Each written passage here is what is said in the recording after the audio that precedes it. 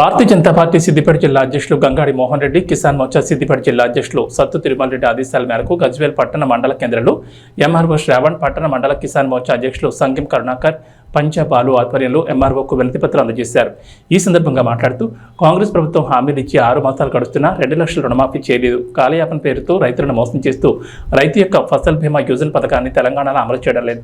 తక్షణమే 2 లక్షల రుణమాఫీ చేయాలని కాంగ్రెస్ ప్రభుత్వం తన మేనిఫెస్టో కట్టుబడి రైతు భరోసా పేరుతో సాగు చేస్తున్న ప్రతి ఎకరాకు రైతు భరోసా కింద ఖరీఫ్, రబీ కలుపుకుని 15,000 రూపాయల ఆర్థిక తోడ్పాటును అందించాలని కోరారు. కౌలు రైతులకు సైతం ఎన్నికల సమయంలో ఈ ప్రభుత్వం చెప్పిన విధంగా సంవత్సరానికి 15,000 రూపాయల ఆర్థిక సహకారం అందించాలన్నారు. వ్యవసాయ కూలీలకు రాష్ట్ర ప్రభుత్వం ఇచ్చిన హామీని సంవత్సరానికి 12,000 వెంటనే అమలు చేయాలని, తెలంగాణలో ప్రధానమంత్రి పంటల బీమా యోజనను వెంటనే అమలు చేయాలని అన్నారు.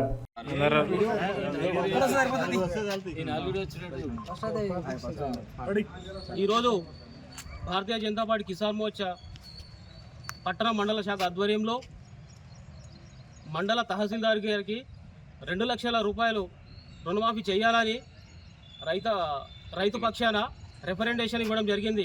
అదేవిధంగా ఈ కాంగ్రెస్ ప్రభుత్వం 6 మాసాలు గడుస్తున్నా రైతు రుణమాఫీ చేయకపోవడం, రైతులు పూర్తిగా ఈ ప్రభుత్వాన్ని విస్మరిస్తున్నారు.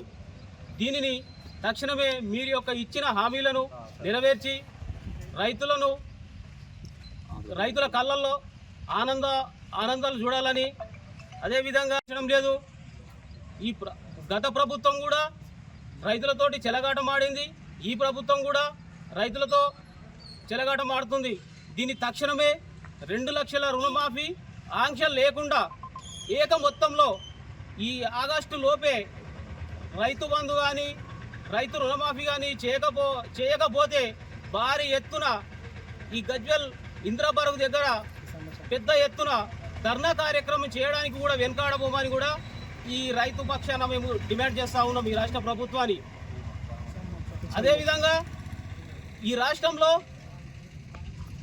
కరువు కూడా ఏర్పడుతూ ఉన్నది. ఇప్పటికే 3 దఫాలుగా విత్తనాలు కూడా నాటినా కానీ ఫలితం లేకుండా పోయింది. దానిని ఫసల్ బీమా యోజన కింద అమలు చేసి నష్టపోయిన రైతులకు కూడా పరిహారం కూడా అందించాలని కిసాన్ మోర్చా తరఫున మేము డిమాండ్ చేస్తూ ఉన్నాం.